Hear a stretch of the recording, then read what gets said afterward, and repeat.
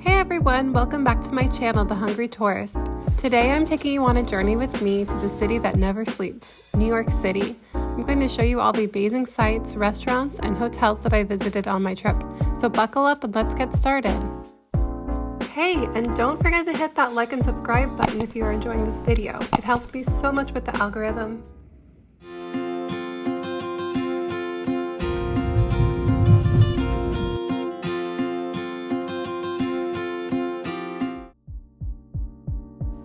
First off, I'll be telling you about the different restaurants we went on our trip. Dining in New York is often considered some of the best in the world because of its incredible diversity, innovation, and high-quality ingredients.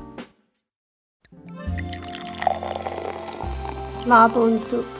This is a popular French restaurant on 55th Street. They have delicious French cuisine and charming decor. We came here for dinner and enjoyed the cute atmosphere and our beautifully balanced meals. We had the best French onion soup and fell into a chocolate coma by dessert. Blue Ribbon Sushi. You have to come here if you are a sushi lover. They have the freshest sushi, good ambiance, and excellent service. You can see the sushi being made from your table. A great recommendation to those who appreciate high-quality fish and seafood. We love the roe and shellfish.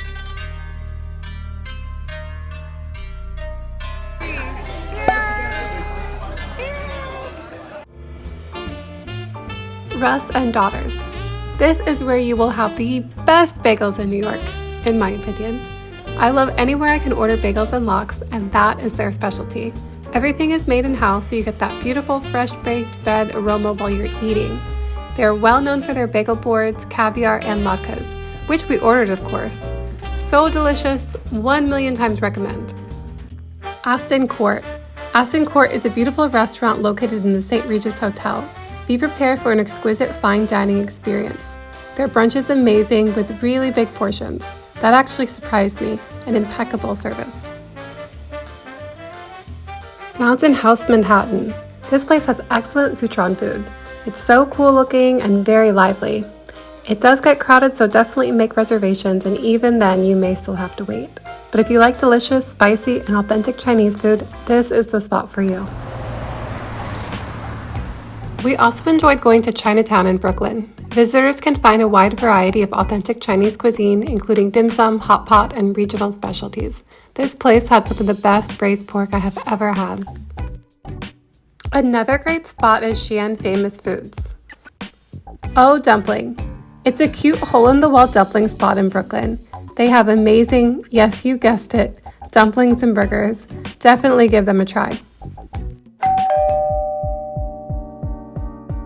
The St. Regis, New York is an amazing hotel located right in the middle of Manhattan. It's been around since 1904, so it's super historic and fancy. But seriously, this hotel just has that old school New York 5th Avenue feel.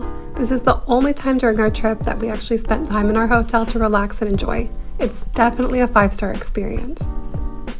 This is the best hotel for real. The room was giant and even had its own chandelier. Staying here was one of my favorite parts of the trip. Everything was so elegant and mature, and I like how the staff even replenished the chocolate in your room. But the coolest thing about staying at the St. Regis, New York is the butler service. These people are there to help you out with everything you need, no matter what time it is. They'll even unpack your stuff for you. Staying at the Citizen M Hotel is a unique and modern experience. The lobby is colorful and playful, and check-in is done using self-service kiosks. The rooms are compact, and apparently they are all designed exactly the same. The room was fun to stay in for one night, but it would have not been comfortable to stay in for the entire trip. Some cool things about the room was the tablet control and the beautiful view of the city you can enjoy from your bed. Overall, it's a good choice for people who are looking for a trendy, hip place to sleep for the night. Good night, New York. So nice to wake up to this incredible view. If you are going to New York, I suggest staying at least one night in Brooklyn. We stayed at the Sheraton Brooklyn, which is located in the heart of downtown. You are in walking distance of all sorts of restaurants and cool shops. The room was pretty standard, but we did get a really nice view at sunset. And if you look closely, you can see the Statue of Liberty from the room. We also stayed at the Sheraton in Tribeca. We had a nice day, but you should note the rooms are really small, but most likely you won't be spending most of your time there anyway. Overall, we had a satisfactory stay here, best perk being the wine tasting at the lobby. Alright, I saved the best for last. Let's talk about seeing the sights. First stop, the Statue of Liberty. This iconic symbol of freedom was breathtaking to see in person. I took a ferry to Liberty Island and got to see the statue up close. The views of the Manhattan skyline from the island were also amazing. Going to the Edge in New York is a thrilling experience. Located on the 100th floor of the Hudson Yards building, it's the highest outdoor observation deck in the Western Hemisphere. Times Square. Definitely go to Times Square. Yes, it's a tourist spot, but it's worth seeing the bright lights, billboards, and bustling crowds. The Brooklyn Bridge. If you haven't been to the Brooklyn Bridge, it's a must for your next New York adventure. Get ready for some beautiful views, spectacular sights, and an invigorating walk. Last on my list is iconic Central Park. What else can I say? It's a classic New York landmark. Famous for its scenic beauty, diverse recreational activities, and cultural attractions, it is an urban oasis in the heart of New York City. And that's a wrap on my trip to New York City. It's truly an amazing city with so much to offer. I hope this video gave you some inspiration for your next trip. Don't forget to like and subscribe for more travel videos. See you in the next one.